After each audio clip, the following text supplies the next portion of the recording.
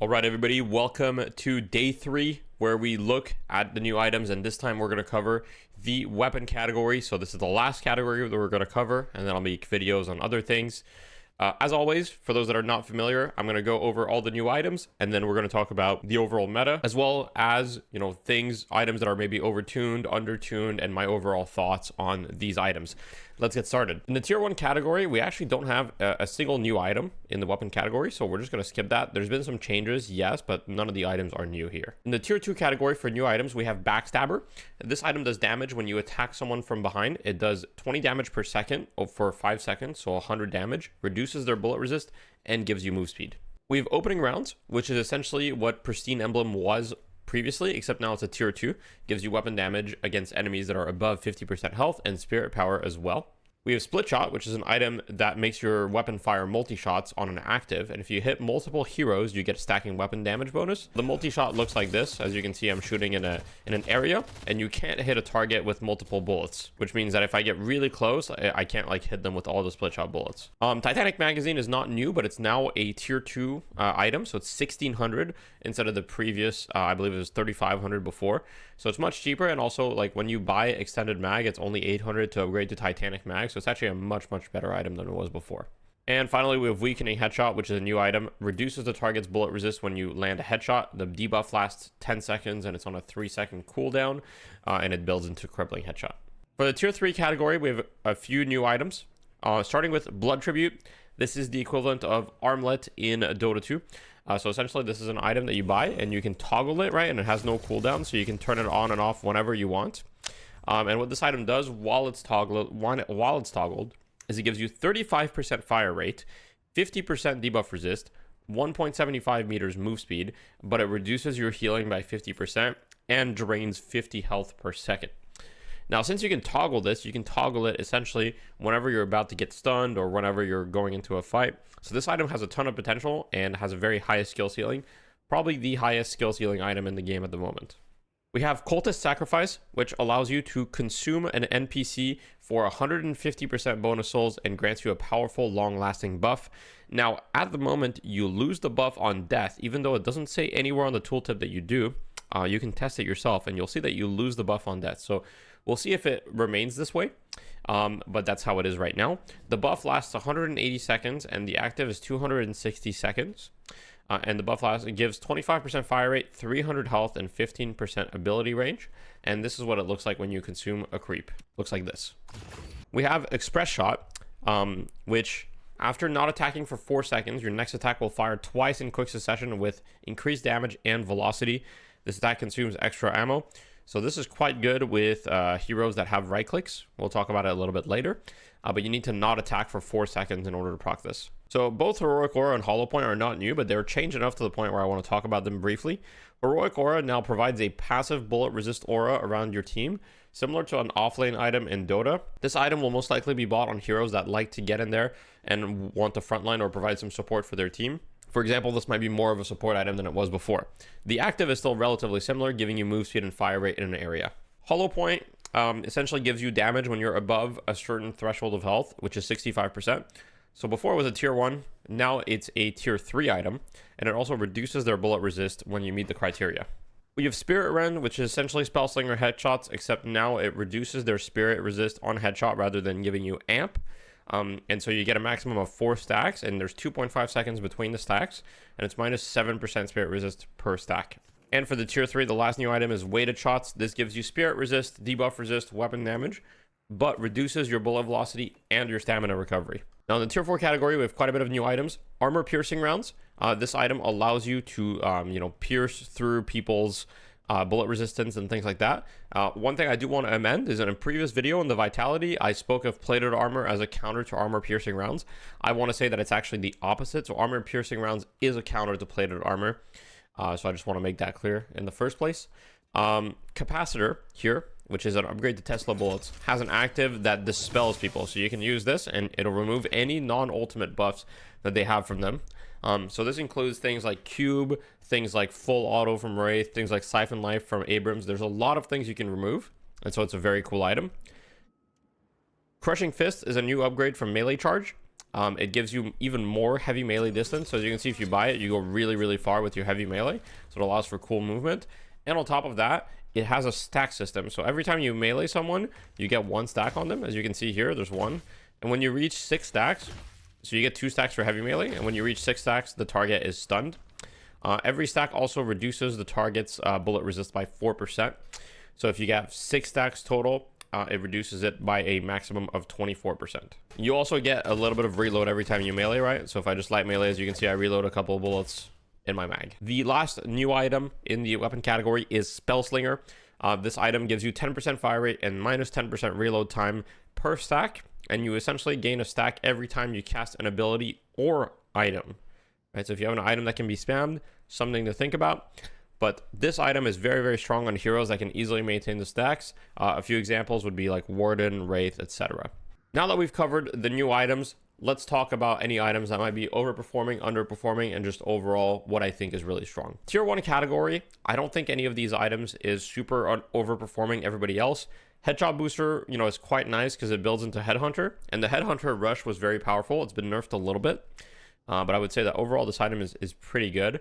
High velocity rounds can feel weird because the upgrades are very situational, right? Express shot and armor piercing rounds are only good under certain conditions.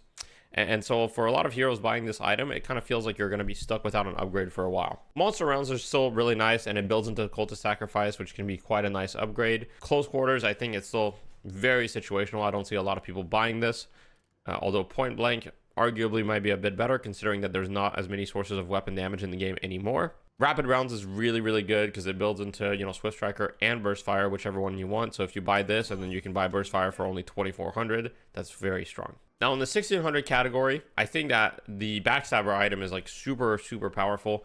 It gives you 75 bonus health, minus 50% footstep sound distance, which is like a nice stat that no other item gives. It's kind of cool.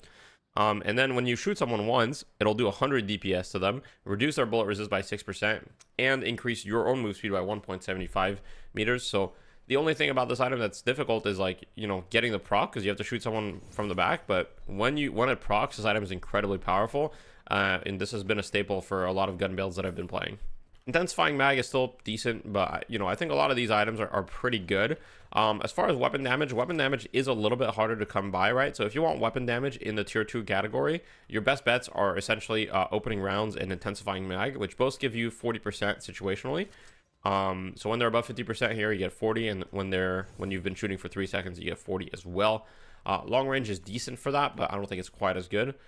And in my opinion, slowing bullets is like super underrated at the moment. I see very little people buying this, but I think that this item is incredibly powerful.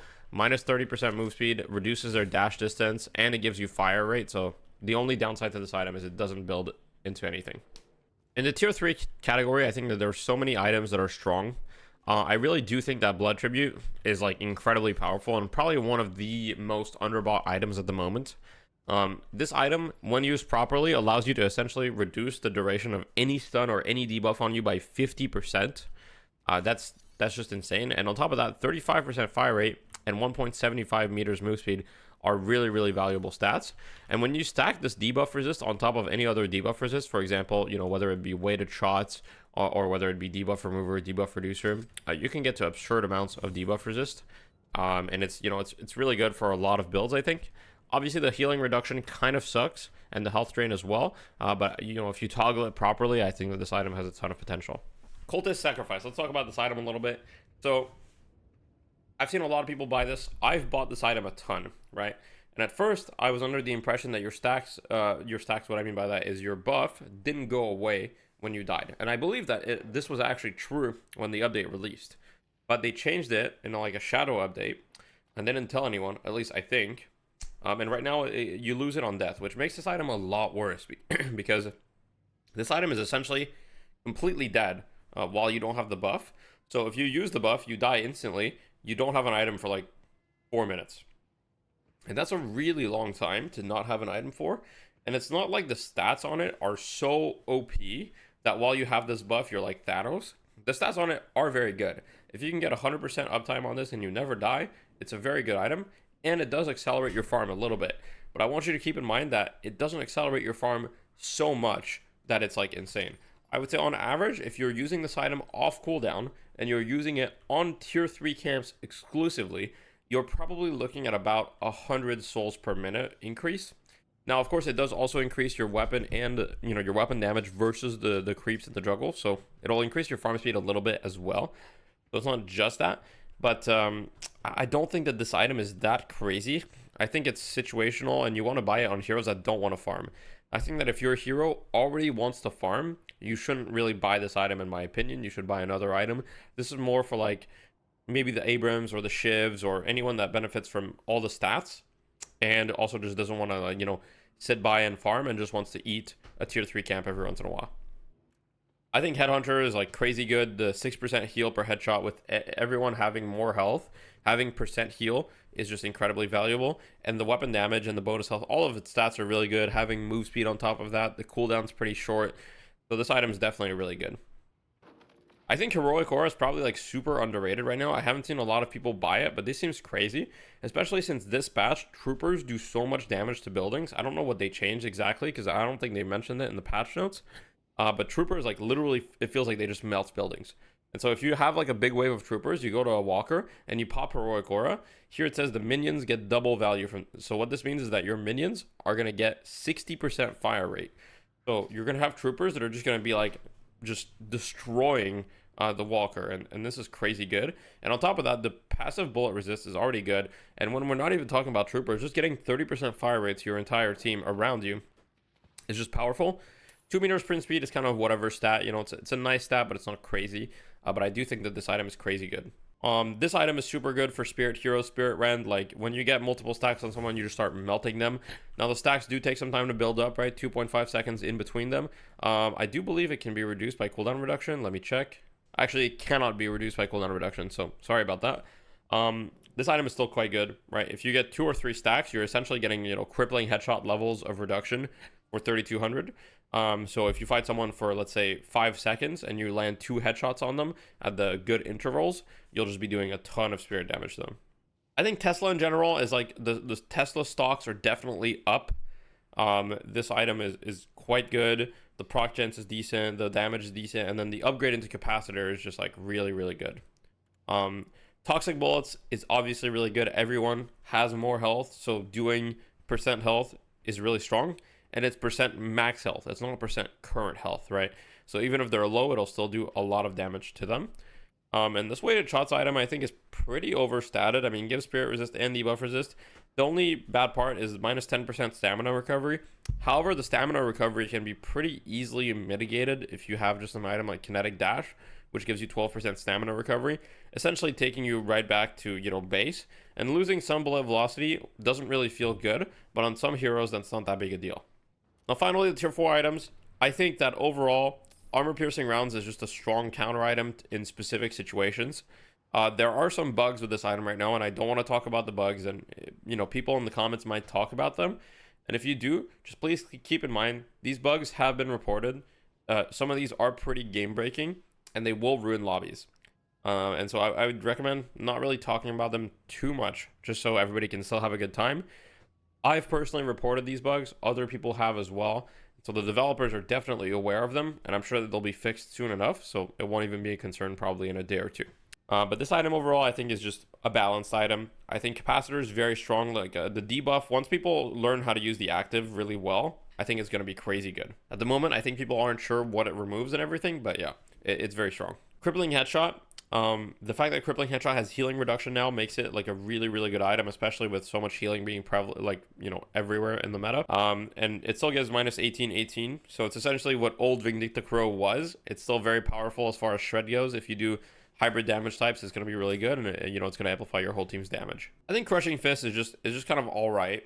I don't think it's crazy good. The fact that it gives you 20% bullet resist is quite good. It has good stats in general, but I don't really think that this item is insane. I just think it's fun to use. Like, I love using it, and so I think it's perfect the way it is. This frenzy item feels a little bit underwhelming to me at the moment. I'm not really sure if it's that good. The stats that it gives you don't really seem worth, considering you only gain these stats when you're below 50% health. So I'd rather buy other items most of the time, but situationally it's very good. Glass Cannon, I think, is still kind of meh, although it is a lot better than it was. It gives you 80% weapon damage, and there's a lot less sources of weapon damage in the game. And it also gives you fire rate per kill now, up to 8 times. So if you have max stacks, this item you will literally shred anyone.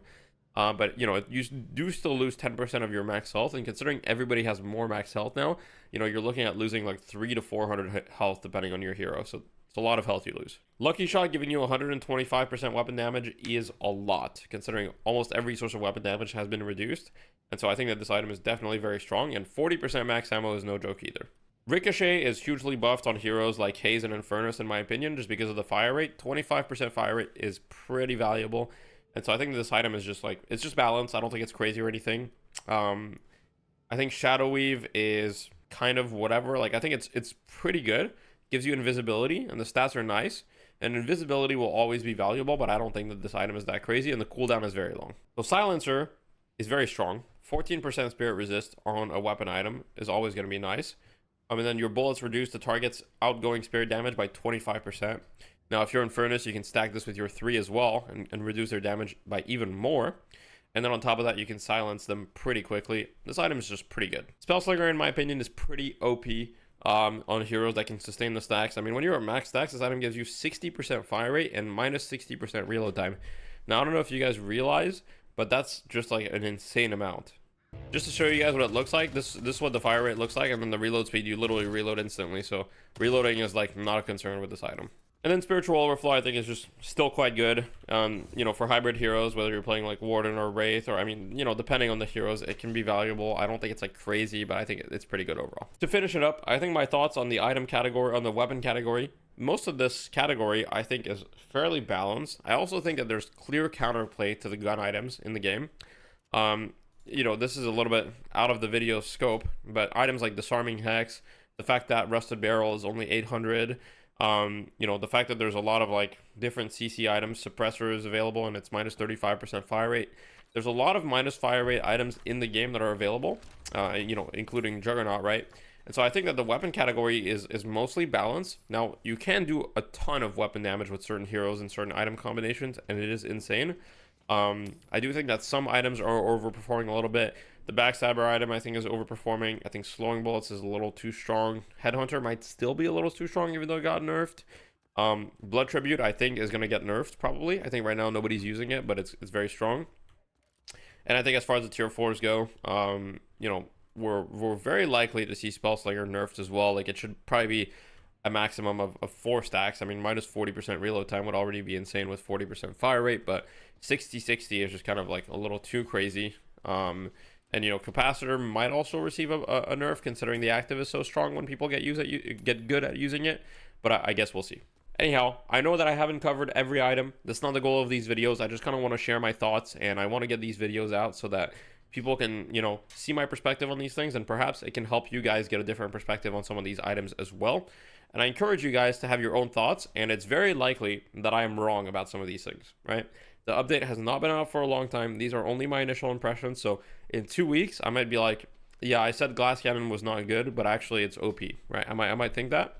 And so don't take my word for granted. Just use my word as a way to, you know, think about things, and try to think about things in your own way as well, and experiment with your own ideas. We'll probably do some build videos next, because I've got some cool ideas for certain heroes. So stay tuned, as I'm going to try to pump out quite a bit of videos recently. I'm going to aim for maybe a video a day, and you guys let me know if it's too much. I know that I've been on a little bit of a, you know, content break, or like I've slowed down the videos a lot, but I'd love to get back to uploading a lot more. I'm just afraid of the content not being as engaging or interactive for you guys. And also, I don't want to spam you guys with content. So I don't know if that's a concern at all. So let me know in the comments how you feel about just having a lot more videos in general. If that's something that you'd like, something that you wouldn't like.